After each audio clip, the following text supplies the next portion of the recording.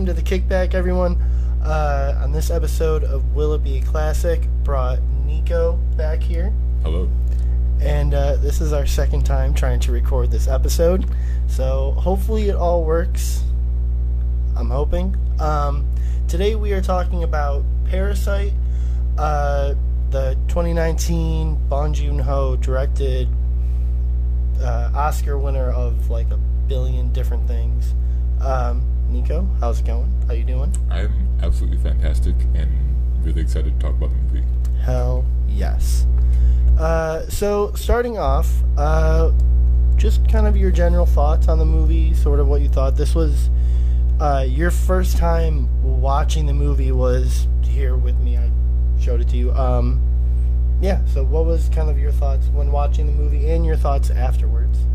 So I went in knowing absolutely nothing about this movie, which I think in a way is kind of difficult to do because of how much praise and how many awards and how popular this movie was at the time.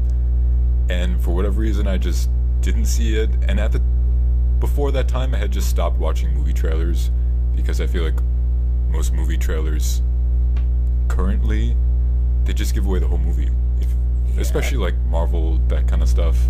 And so I just stopped watching trailers and never saw anything online, and watching it was absolutely breathtaking and amazing. It made so much more of an impact to watch the movie knowing nothing, and was not in any way what I would have expected from the movie.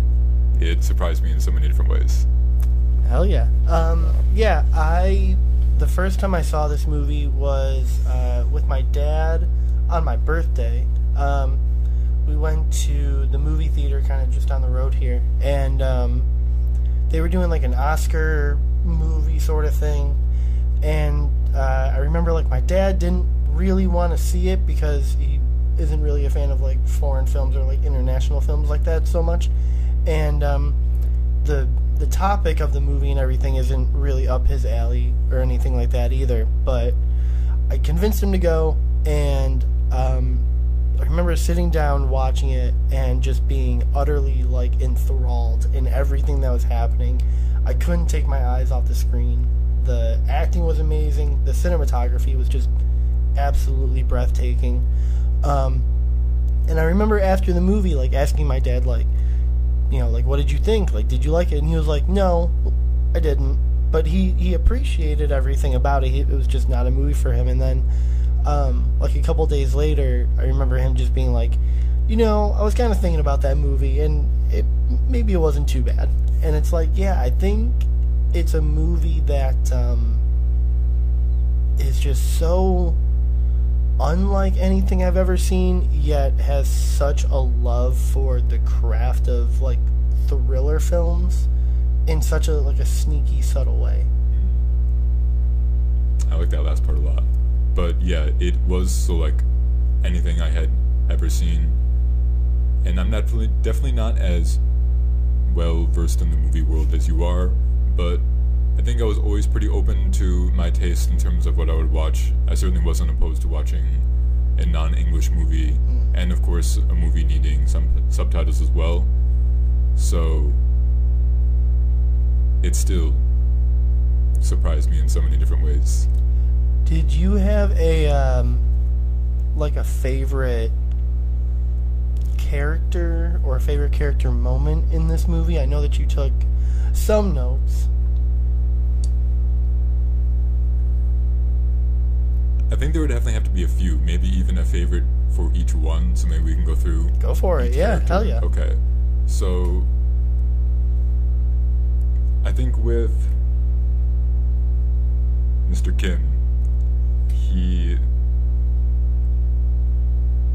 And Mr. Kim was the wealthy father, right? Or he was the poor father? Yes, okay. Yeah. He was, so there's the Kim family, and then there's the Park. Okay.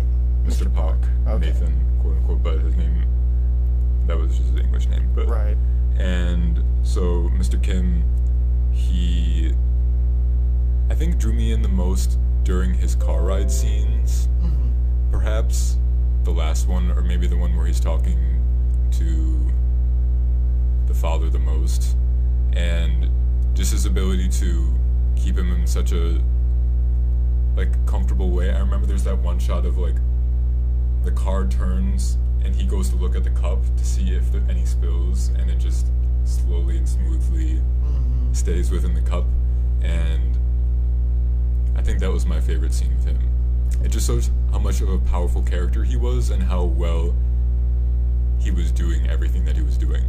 It's interesting because it seems like Mr. Kim almost has a very, he does have a very sad sort of story where it feels like he's a very smart man, but never necessarily reached his potential. And it always kind of seems like he wants to sort of find the easy way out, or he'll kind of do things almost vicariously through his kids or something. But yeah, I love Mr. Kim still, despite all that. I think he's probably the most nuanced character, where there is a lot of levels just in his facial expressions. Later in the movie when Mrs. Park is talking on the phone about the rain and how it washed away all the smell and everything like that, and how everything seems clean. You see Mr. Kim in the front seat, and just he's not saying anything. He's just got this look of disdain and embarrassment, and I just I love it. Yeah, I love all the characters in the movie. I don't think he's my favorite though. No, I know who my favorite is. I think you and I have the same favorite character. Yeah. The daughter, right? Her name was Gi-jeong. Yeah, and she's Jessica from Illinois. Yeah, she is definitely my favorite character. I think she's just cool. She's just a really cool character. She's got a commanding demeanor about her, yet she's very calm, relaxed, and she just feels very in control of herself and her surroundings. And I think that's just super badass. I love the scene where are they in the casino or something, and she's just smoking a cigarette, working on or not casino, wherever the fuck they are, a library or something. I don't remember that part. Where they're making the fake documents for the brother. Okay. And she's smoking the cigarette, and then someone walks up and is hey, you can't smoke in here. And she's just okay, and then goes to put it down, and then just starts smoking it again. It's super badass. Mine with her was perhaps I guess I would have to go with the toilet scene. Maybe even perhaps. Now, I wouldn't say overall movie, just because it is disgusting, so disgusting in a way, but to capture perhaps the power of her character too was. I'm just gonna fix this slide a little bit. Yeah, go for it. All right, keep going. Captures her own power of a character, and is such a unique and disgusting and strange, but also extremely creative scene. Yeah, I mean, I love the entire flooding sequence. All the way from when they're running through the alleyway to when they go to the shelter. I just think that entire scene is so powerful, and it shows to me, I feel that's the first time the movie is explicitly showing you the differences in the classes between the Parks and the Kims, because you see how the rain at the Parks house is very almost peaceful and tranquil, and it's a fun night. The little boy is sleeping out in the teepee in the backyard. The parents are kind of fucking each other on the couch and everything. They're just having a fun night in a rainstorm, and meanwhile the Kims are our house is destroyed right now. What well, okay, let's keep going through characters. Okay. What's the son is Gyu. Gyu. So I'll let you go first with him. I mean, he's got a couple of scenes that I absolutely love, and I guess I'll pick one where it's a character moment, and then one where it's just on like a cinematic level, like just how it looks. The character moment is probably when he is, I guess like when like they're all fighting in the basement, and he like just there is like a desperation to him, and I want to say he goes back for the rock or something, right? Like he loses the rock and then he goes back for it. The rock held so much meaning to him, and he was always saying that like things are like so metaphorical, and so like there was so much symbolism, and so I think he was like almost like the most like hopeful character, but also sort of seemed like he almost had like maybe like the most to lose, in that this was all, he was basically the start of it all. So kind of seeing him draw his entire family in, and then seeing how it all crumbles is like, it's kind of all on him in a weird way. But my favorite like visual moment is simply just when he first walks up to the Parks house, and as he like walks up the stairs into their beautiful lawn and looks at their beautiful house, you just see the camera like pan around him, and just think that's such a gorgeous shot, and you can see almost it feels like you as the audience are like seeing it through his eyes, and just in this like wonder of like, I have never seen the world look this beautiful before. That is very beautiful too. For me, it would have just been the final scene, and if you haven't seen it by now and you're watching something about it, This is too bad. all spoilers. So when he goes through everything to finally purchase the house, and his father comes up and they all reunite, even though it goes back to him still being in his room, right? So it's not certain. I like to think it is, just because of how tirelessly he would have needed to work and who he would have had to become to reach a status and state to be able to buy that house and free his father. Yeah, it's a matter of how nihilistic you want to be or not. I think I know what the problem is. You keep talking. I prefer to not be, and you would have to have built yourself from that point, from nothing, to be able to achieve a goal as great as that. And I'm sure there were many moments throughout that journey that would have seemed like there was nothing else to do other than give up, but he continued onward, and he got where he needed to be. Yeah. I like the ending. I think I'm a sucker for an ambiguous ending. I love when it's like you can make up your own mind as to whether or not this actually happened or didn't, because I think that just it always provides a way more enjoyable discourse after the fact. Like being able to sit here and be like, I think maybe it didn't happen, and you saying like it did happen, and going like nihilism versus kind of the hopefulness and sort of how the story kind of makes you feel and your perception. I think that's way more enjoyable than watching, say like a Marvel movie or something where it's like, that's it.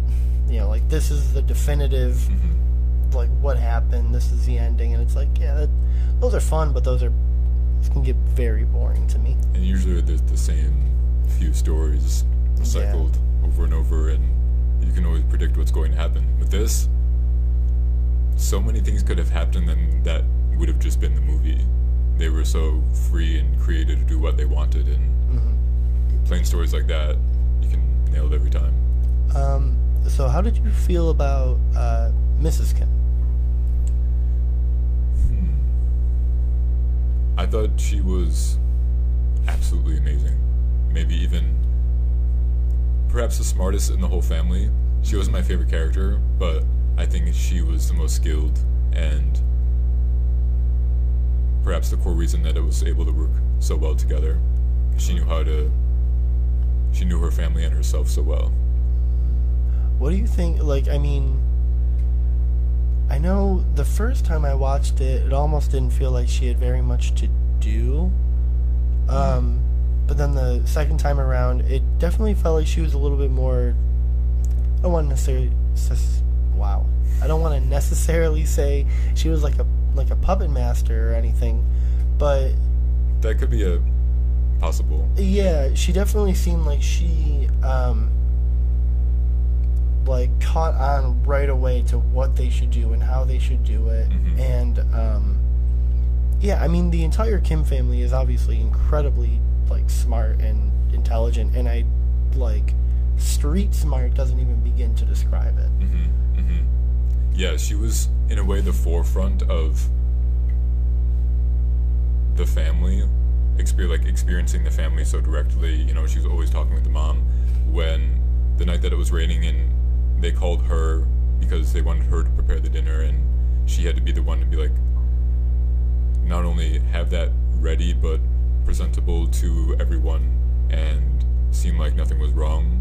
All everyone else had to do was just not be there. Scurry like cockroaches. Yeah, exactly. So I think she had, even though maybe she didn't have as much to do, what she had to do was so vital. Right. How actually did you feel about like the roach comment? I still think that's such an interesting, crazy just scene in the entire movie when and it is Mrs. Kim that like refers to her husband as like a roach. Mm-hmm. Mm-hmm. And how he like scatters, and how they, once the Park family came home, they kind of did, and I was like something about that like felt kind of eerie, and I think it's because at that moment the movie had kind of started turning into almost like a horror film in certain aspects. But yeah, like, what was kind of your take on the whole like roach analogy, metaphor, whatever? Yeah, I think it's very accurate. I think with insults or comparisons using insects or an insect-like creature, I don't know if cockroaches are insects. They're bugs. They're creepy crawlies. They might be like arthropods or something. I could be completely wrong. Cockroaches are gross, though, dude. Cockroaches they are associated with a lot of filth. Yeah. But they're also extremely resilient and can exist in those kinds of places. Mm-hmm. And they're super fast. They're super hard to get rid of. And I'm sure they've been like that for thousands of years. So what you're saying is no one is better than existing in the filth. It's quite the compliment. I guess I don't think that's how she meant it. I'm pretty sure she meant it as like you're this like lower dwelling almost creature that doesn't have any respect, that will take sort of others' scraps, and then when someone tries to stop you, you scurry away. Like that's kind of what that's what I took as what Mrs. Kim was saying, and then that's also sort of how it seemed presented throughout the movie was, this is almost like the image that they have of themselves. And then once you go deeper and you see that there's this class distinction between almost like the haves and the have-nots, and and even like the actual symbolism of like the levels, where like the Park family lives on like this higher hill almost, and then like you had to go all the way down like those steps and into almost like the sewers practically to get to the Kim family. That is so horrid when you think about it. It is a literal level of everything. Movie's fucking wild. So let's go to the Park family.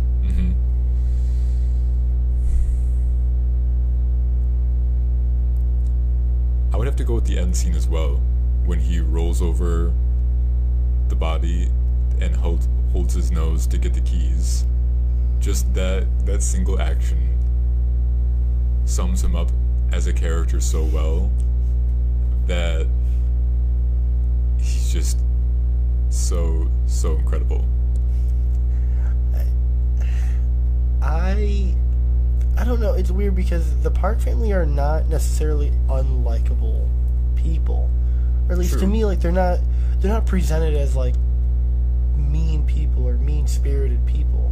They seem very much ignorant to anything like beyond their, you know. I think their ignorant would be such a correct way to capture them, because throughout the movie they never really did anything direct to any of the Kim family.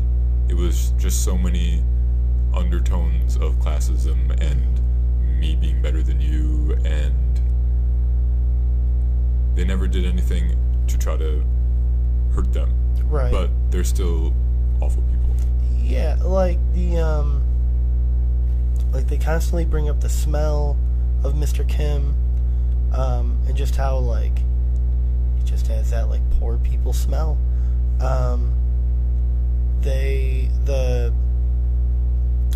Mrs. Park, I think within the Park family, Mrs. Park is probably my favorite.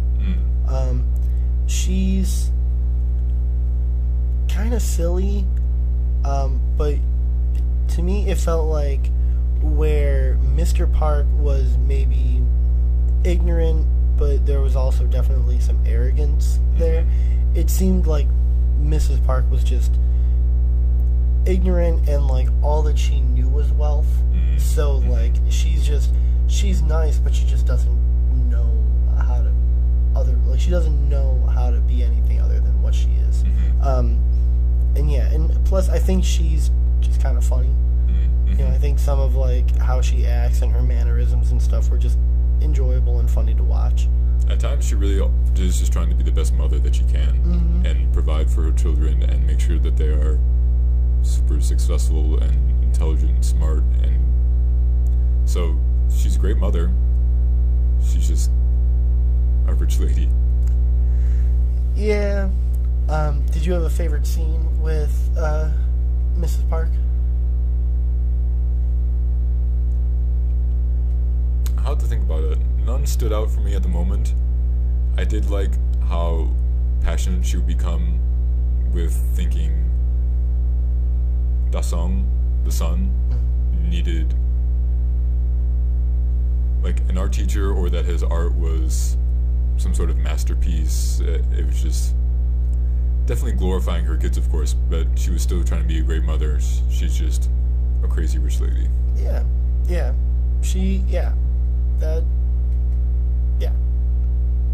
She does. She seems like a very good, caring mother. Just very silly and kind of like comical, like you said. Yeah. Because she has so much money, so she can just be this gaudy and overdramatic. Yeah. Alright, so the son and the daughter, I feel like the daughter, I don't know her name, the part... Dahe. How do you say it? Dahe. Dahe. I feel like she was pretty one note, unfortunately. Like, they didn't really give her much to do. It was, she's got to have a crush on her tutor, and that's kind of about it. And then the little boy, the son, again, they didn't really give him much to do. It's kind of like you kind of have to be like the stereotypical kind of little wild child in some ways. But, you know, what was kind of your take on the kids and how they were presented? I think my favorite was the son, because all he had to do was just run around and be a dumb little kid the whole movie. But my favorite scene with Dahe was the ending when she was carrying Gyu out, and because I thought he was going to die at that point, so it was even better to see him alive and progress to the end. But I think even after all that was going on, that she still was able to get him out, I thought was really sweet. So, speaking on that, how did you feel about the violence in this movie? Because it kind of comes a little out of left field, it seems. It does. I thought it was all done really well, and none of it seemed forced, even though it was pretty gruesome sometimes, and very unexpected and unique ways to be violent, especially with, I don't know his name, but the housemaid's husband. The ghost. Yeah. That's a good name for him, just the ghost. Because he was so... Seems like he needed her to take care of everything for her when then she was, like, feeding him that bottle. It was, like, just a weird creepiness that added to everything else and really freaked me out. Yeah, I mean, I remember the first time watching this movie, and once the former housekeeper kind of shows up in the rain with the jacket, I was like, oh, this movie is not what I thought it was. I was like, this movie is so much cooler than what I thought it was. And even at that point, I was like, this movie's already, like, really good and really holding my interest, but the movie takes a turn into a full-blown thriller for basically the last third of the movie, and it's insane. Like, when the Kim family is, like, descending the steps into that bottom hidden room, and it's just like, oh, I don't want to be here. The lighting changes. It's all, like, green and dingy. It's like, oh, I don't like this. And then they start, like, fighting. And then, and I think a cool thing for me was the second time watching it, knowing the lights, knowing that, like, that guy, is hitting his head on the lights and stuff. It just makes it a whole lot creepier. So yeah, I mean, the movie takes a turn into a full-blown thriller. I know you're not the biggest thriller horror. It's more horror gore, I would suppose, but I do like thrillers, and I think this one never did it feel like it had to go farther than it did, and I think that everything with... I forgot his name again. The ghost. The ghost. Yeah.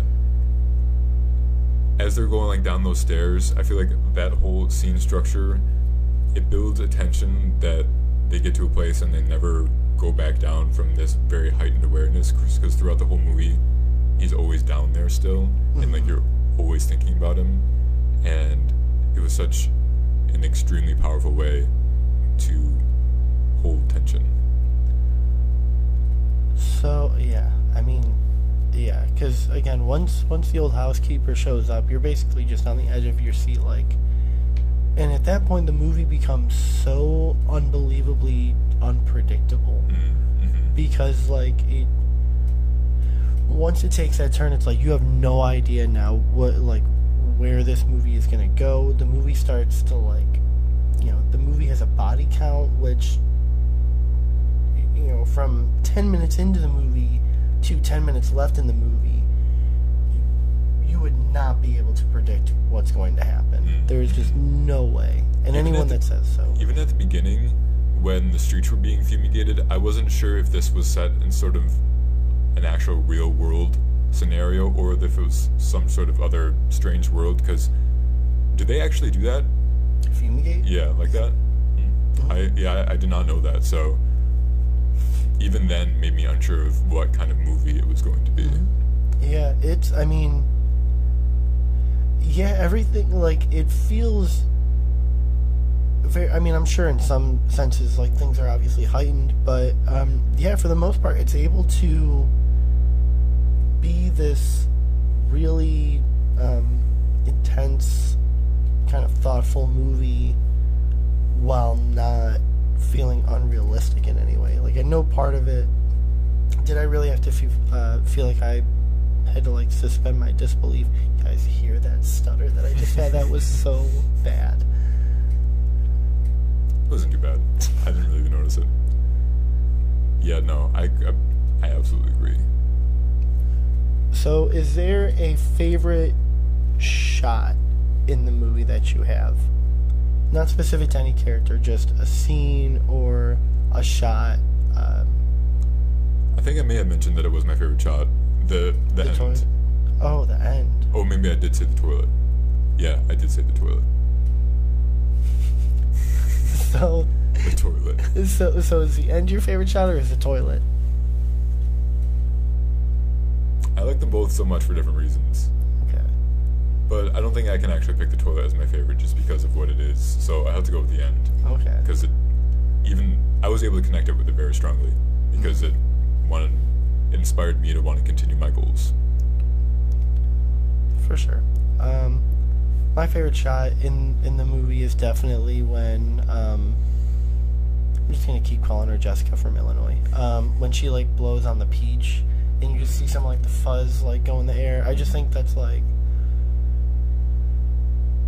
that shot is so, and it's just a simple like 1 second little clip, and I just think it looks so cool. I think it's already like an iconic shot in like cinema right now, and it's so simple, but a beautiful shot like that, and when you know the intent of what it's meant for, is like and I love that. Like everything is so like flipped on its head or anything, and it's like the symbolism is just throughout the movie is beautiful. But yeah, that one specifically because everything's bright, it's beautifully colored, and then you realize that like, oh, they're about to like cause this woman to have like a violent allergic reaction and get her fired.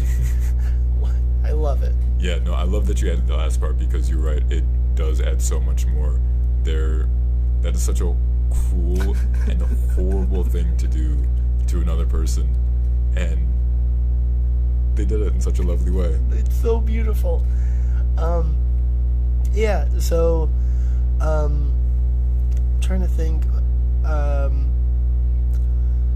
let's talk about something that might be a little controversial.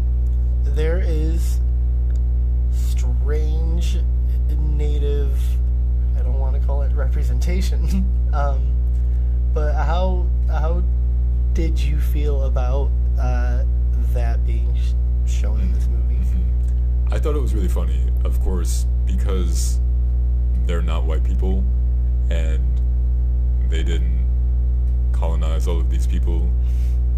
I know a lot of other cultures are interested in Native North American and South American, of course, indigenous cultures. So I thought it was funny to see, and I think it added a level of, a dumb little kid to Dasong, because he's just running around with his bow and arrow, sleeping outside in teepee, and I thought it was so funny. Now, if it was not Korean people, and how we mentioned there's supposedly going to be an Americanized version of this movie. Yes. How would you feel if they did that same thing now, but just with a little white kid? It would be totally taken out of place, especially if whoever's making it had any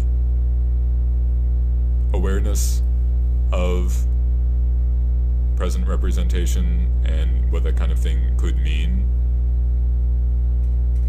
It would just not be a good idea. I certainly hope that, not even for that specific reason, that they don't make an American version, because it would dilute and take out any cultural value or uniqueness to this movie, because it got a lot of awards, and it was the first to get a lot of awards for being a non-English American, or just non-English? I think non-English. Well, it won Best International, which is Best Foreign Film. It won Best Director, and it won Best Film. And so, first international film ever to, I believe, win Best Picture for sure. I believe Bong Joon-ho was the first international director to win Best Director, and then I think it won 4 Oscars: Best Director, Best Picture, Best International Picture, and then it won. I don't know what the 4th one was, but I know that it won. It might have been like Best Best Original Screenplay or something. Yeah, it definitely does not need an American English version. No, I mean, I feel like I'm sort of in the minority of people that I don't necessarily have a problem with remakes. Truth be told, it's like a remake. If a remake sucks, it just brings a better light on the original. If the remake is good, awesome. Now we have two great movies. So I've never had a problem with remakes, and there are a lot of movies that I think deserve remakes. And we've actually talked about that on this channel, Film Section Podcast. Watch that shit. But we have talked about remakes, and I think that there are movies that deserve a remake. Parasite, it doesn't deserve one. It doesn't need one. At least not yet. Maybe in the next, 20 or 30 years, you could think about it. But right now, Whitewater Summer needs a fucking remake first. Sorry. I'm obsessed with that movie. But, yeah. So I guess, what else do you have in your notes? We talk a little bit about where the director...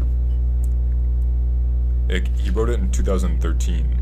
It was based on a screenplay that he wrote, and then he developed it with some people and just kept building upon it and made it into this, which I thought was pretty incredible. Working on something came out in 2019.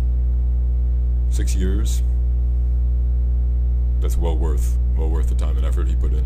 Yeah, I mean, I think it's funny because movies take a long time, a lot longer to get made than people, I think,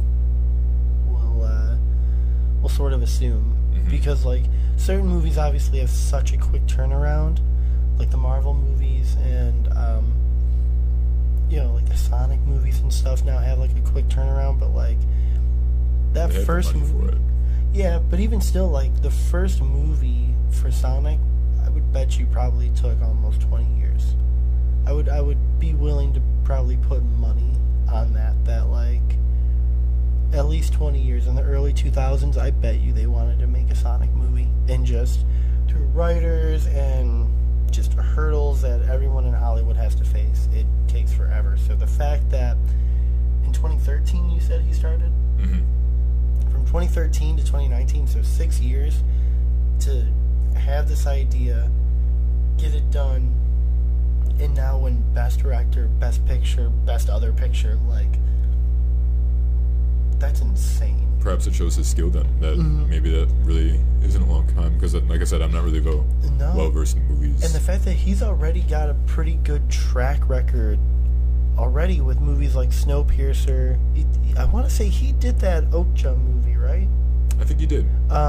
He did that. He did The Host. I was looking up the first one he did, or one of his earlier ones, something about a dog barking that's in the title. I read some of the plot. It's very freaky as well. Yeah, and then I know he has also got another, almost like a detective movie, I think, with the same guy who plays Mr. Kim. I think the guy who plays Mr. Kim is in a lot of his movies. But yeah, and then, again, I'm pretty sure he did Snowpiercer, and it's that's... A lot of people love that movie. It's not my favorite, but a lot of people love that movie. Now, he's got... Bong Joon-ho has another movie coming out, I believe next year, with Robert Pattinson, who's my favorite actor. But what would you like to see from this director, just in general, in the future? So after this new movie? Yeah, what sort of genres or takes would you like to see him sort of go for? Perhaps something more not realism based, some sort of fantasy world, or just non-reality, human reality based. I think could be really interesting. Just telling a really unique story with mystical creatures or fantasy, folklore kind of style. Because I feel like a lot of those movies, they are, you have the Marvel, DC, all those really popular kind of fantasy, sci-fi movies. I feel like most of those stories are really cookie cutter. They churn them out as fast as they can, and you don't really have a whole lot of unique stories or creativity, and he definitely does. So telling a story in a world like that, you have even more creativity because you're not constrained to human reality. Fair. I like to see him just do a full-blown horror movie, honestly. I think he would just... I think... Watching Parasite, I think this guy could make a movie that scares the shit out of me. Like, I think he could make something so unbelievably terrifying without having to do a lot. Yeah, like, that was so impressive because the movie didn't really entail that much. Most of it was just at the house, and you did so much with it. I know. I let you borrow that Parasite graphic novel. That's basically all the screenplay, and like you see like the meticulousness that went into planning these shots. It made me appreciate movie creation a lot more because I didn't think about. I was watching a movie. Rebecca and I started watching that TV show Echo on Disney Plus. Yeah, it's the first native main character in a TV show. It's not very good, unfortunately. That could be a whole nother conversation. But I was thinking about that while watching it, how many times a shot would change and how much is needed for all of these different angles and scenes. And that's what the graphic novel made me appreciate, was I never thought so much work was needed to go into all of it. Oh yeah, I am sort of tough to watch. Like when it comes to watching movies, not because like I'll say it's bad, because 9 times out of 10 I will find something to like about a movie, but it's because watching a movie I'll always pay attention to. Again, the cinematography is my favorite thing of a film, and so it's like if someone or like if there's a take that doesn't have any cuts for like 3 minutes is insane. Like they're called oneers. So like if you have like a 3-minute oneer, that's crazy. If you do like a really cool like pan and then zoom and stuff, and it's insane. And it's like, I heard that Daredevil now has one of the longest runners of a fight scene or something like that. I remember watching that when it came out, and that I thought was really fantastic. It's insane. And there's a show, called The Haunting of Hill House that has an episode that I think broke a lot of records because there's like 3 cuts in the entire episode, and it's like a 45-minute episode. It's insane, and they're like jumping through times and everything, so the fact that and it's all practical, it's wild. So yeah, stuff like that is always, I've always been drawn to that, and so now watching movies, it's like I want to see what sort of tricks you can do with your camera. I want to see the technique on full display, and I think that Parasite is awesome because the beginning of the movie is pretty stagnant. Like when you watch the scenes at like the Kim's house, the camera is like very stationary. It's not really moving that much. It's very just like them in the frame. And then when you go to the Parks house and you kind of see the camera has a little bit more fluidity to it, there's, even when, what's the son's name? Gyu.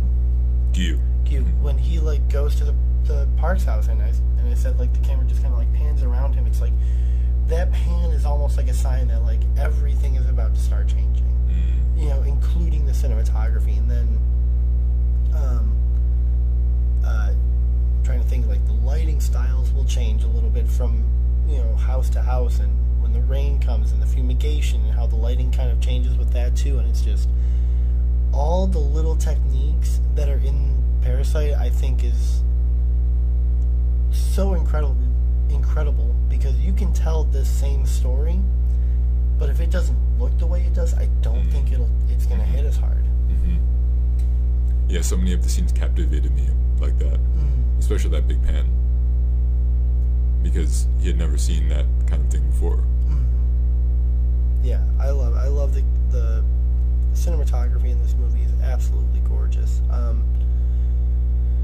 It's not my favorite when it comes to cinematography, but it's pretty good. I know that it didn't win the cinematography award. That went to I believe 1917. Because that movie is, I believe, like all just like a one take, basically. So, of course. But is there anything else you want to say about this movie? I couldn't recommend it to anyone enough. even if you don't normally like non-English movies, I think you should challenge yourself and use subtitles and watch and listen. It's truly a unique and a very captivating experience. Mm-hmm. Yeah, I mean, Bong Joon-ho has a very popular quote about once you get over that 2-inch barrier, you open yourself up to a lot more beautiful art. And I think that's true, you know? Like, subtitles are not... I mean, shit, when half of the people that watch Netflix shows or binge watch shows, they have the subtitles on. So, yeah. You can do it. Yeah, you can do it. You can do it. So, thank you to anyone and everyone that decided to watch this. Niko's going to be back on here soon. You know, Strange Hills to Die On is going to go. We're going to talk about some other international movies, I believe. Mm-hmm. Yeah, you want to take us out? Yeah, well.